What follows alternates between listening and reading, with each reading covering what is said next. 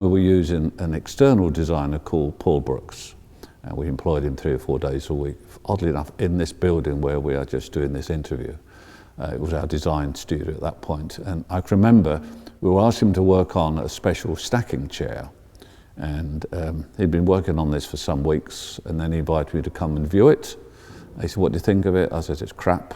He said, "What do you mean?" I said, "This looks like an Italian kit chair. There's nothing original about it. It does a job, but that's all. That's not what we're looking for. We want with design content."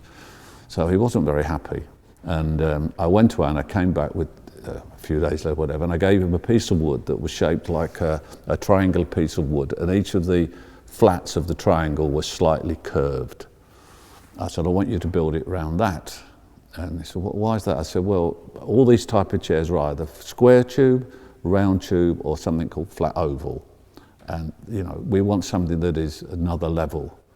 And so he looked at that tube. The problem was nobody made that tube. We wanted it high tensile as well, so it could be used on a cantilever version. And in the end, this tube was made for us, I think, in Switzerland.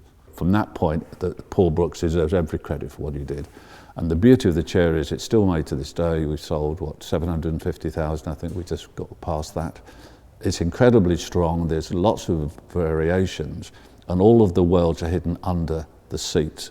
So there's no weld that you then linish off to make it the appearance acceptable. It's incredibly strong. I still think it's one of the best chairs, if not the best chair we ever did. Really important to the business. And following that chair, we exhibited it at Orgatec in Germany, which was our first effort at this international exhibition.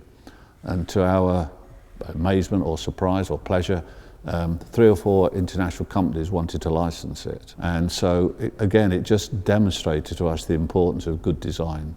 And if I ever talk to people today about business, I tell them design is everything. Without design, you have nothing.